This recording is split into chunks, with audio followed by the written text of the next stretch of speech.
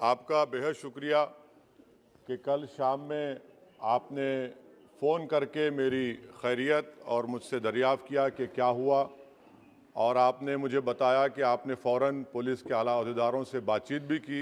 मैं आपका बेहद शुक्रिया अदा करता हूं कि आपने अपनी संवैधानिक ज़िम्मेदारी को एक रुकने पार्लिमान की जान पर जब कातिलाना हमला किया गया टोल गेट पर, आपने उस बात की। मैं आपका शुक्रिया अदा करता हूं। स्पीकर साहब, मैं मुख्तसर से यहाँ पर ये बात कहना चाहूँगा कि मुख्तलिफ़ सियासी पार्टियाँ मुख्तलिफ़ प्रदेश में इक़्तिदार पर हैं। ये बात आप तमाम को मैं गोशेगुजार कर रहा हूँ कि आखिर ये कौन लोग हैं जो गोली पर भरोसा करते हैं, बैलेट पर नहीं करते। आखिर ये कौन लोग हैं जो इतना रेडिकलाइज हो चुके हैं कि इनको इस संविधान पर एतमाद नहीं रहा, उनको अंबेडकर के बनाए हुए संविधान के ख़िलाफ़ हैं, जो इतनी नफ़रत पैदा करते हैं।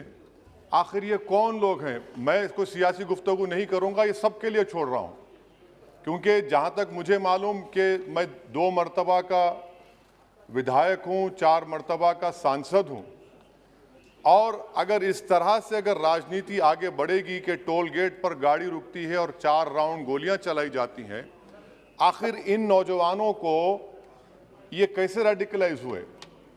और मैं सरकार से पूछना चाहता हूं कि क्या उन्होंने ये रेडिकलाइजेशन सैयद कुतुब की किताब पढ़कर रेडिकलाइज हुए, अब्दुल्ला अज़ाम की किताब पढ़कर रेडिकलाइज हुए, या अयमन अल ज़ोहरी की किताब पढ़कर रेडिकलाइज हुए? इसीलिए मैंने सरकार से 2015 में कहा था कि इंटरनल सिक्योरिटी डिपार्टमेंट MHA में, उसमें तमाम मज़ाहिब के लोगों का एक काउंटर रेडिकल सेल बनाइए आप। और सर, ये रेडिकलाइज हो चुके हैं तो भारत की इससे राइट विंग कम्युनिज्म और टेररिज्म बढ़ेगा। मैं आपसे अपील कर रहा हूं कि जो गलती NDA 1 में की थी, आप वही करने जा रहे हैं। आपको नुकसान होगा, आपकी सरकार को नुकसान होगा, देश को तो, देश की सालिमियत को खतरा तो पैदा हो रहा है। सर, मैं आपके जरिए से सरकार को ये भी बताना चाहूँगा कि जिन लोगों ने ये रेडिकलाइजेशन किया है, आप इस पर गौर करिए, इन पर UAPA क्यों नहीं लगाते आप? अगर कोई स्पीच देता है, अगर कोई फेसबुक पर किसी क्रिकेट मैच पर किसी टीम की तायीद करता है तो UAPA लगता है। एक सिटिंग MP के ऊपर UAPA नहीं लगेगा सर। मैं सरकार पर छोड़ता हूं। सर, चौथी बात यह है कि रेडिकलाइजेशन की जब बात होती है, हमने यहां पर एक कांग्रेस के बड़े नेता से सुना कि 2 भारत हैं दौलत के एतबार से। नहीं सर, भारत की दौलत मोहब्बत है। भारत की दौलत पैसों की दौलत नहीं है, भारत की दौलत मोहब्बत है। हां, 2 भारत हैं, एक मोहब्बत पर जो पिछले कई बरसों से आबाद है, और एक नफरत पर भारत बन रहा है। तो क्या आप दौलत की भारत की मिसाल देंगे या मोहब्बत की भारत की मिसाल देंगे? अगर मोहब्बत की भारत की मिसाल देंगे तो उसमें आपको मेरी जबान को रोकने के लिए गोली चलाने की जरूरत नहीं है। इस 2 भारत को समझने की जरूरत है। सर, खत्म सर, मुझे खत्म सर सुनिए सर, मैंने करीब से 6 फीट से गोलियां देखी, मुझे बोलने दीजिए सर। हो सकता है कि कल दिन ना देखूं मैं। अगर मैं यहां पर नहीं बोलूंगा तो कहां बोलूंगा सर? आप मुझे प्लीज बोलने दीजिए।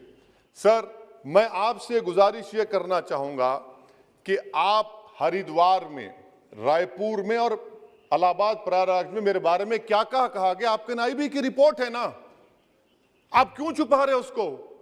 देखिए, मैं मौत से नहीं डरने वाला हूं, हम सबको जाना है इस दुनिया से, बल्कि मैंने कह दिया कि मैं इस वतन में पैदा हुआ, मेरी मां की कोख से तो जमीन पर लिटाया गया। जब मेरी आंख बंद हो जाएगी तो इंशाल्लाह औरंगाबाद की जमीन मुझे दफनाया जाएगा। मगर मैं आपसे अपील करना चाह रहा हूं सरकार से सर, कि जो कुछ बातें की गई हैं उसको देखिए। मैं Z कैटेगरी सिक्योरिटी नहीं चाहिए मुझे, मैं हरगिज नहीं चाहिए मुझे। मैं 94 से पॉलिटिक्स में हूं, मैं आजाद जिंदगी गुजारना चाहता हूं। मैं घुटन के साथ जिंदा नहीं रह सकता इस दुनिया में। मुझे जिंदा रहना है तो अपनी आवाज उठाना है, मुझे अब जिंदा रहना है तो सरकार किसी के उनके खिलाफ बोलना है, और अगर गोली लगती है तो मुझे कबूल है, मगर मैं घुटन की जिंदगी नहीं गुजार सकता सर। मेरा मानना यह है कि संविधान में अगर देश के गरीबों को, मजलूमों को, अल्पसंख्यक समाज को सिक्योरिटी मिलेगा तो मुझे मिलेगी। सर, आपकी चिंता हमें है ना सर इसलिए सिक्योरिटी दे रहे हैं सर आपको नहीं सर, देश के गरीब बचेंगे तो मैं बचूंगा। ओवैसी की जान इखलाक पीलू से बढ़कर नहीं है सर। ओवैसी की जान उस वक्त बचेगी जब गरीब की जान बचेगी। इसीलिए मैं आपके जरिए सरकार से अपील करना चाहूंगा कि सर इस नफरत को खत्म करिए, इस नफरत को खत्म करिए और इस पर आप गौर करिए। मैं नहीं लूंगा सिक्योरिटी, मैं जेड कैटेगरी नहीं चाहता हूं सिक्योरिटी। मुझे ए कैटेगरी का शहरी बनाइए आप, मुझे ए कैटेगरी का शहरी बनाइए ताकि मेरी और आपकी जिंदगी बराबर हो।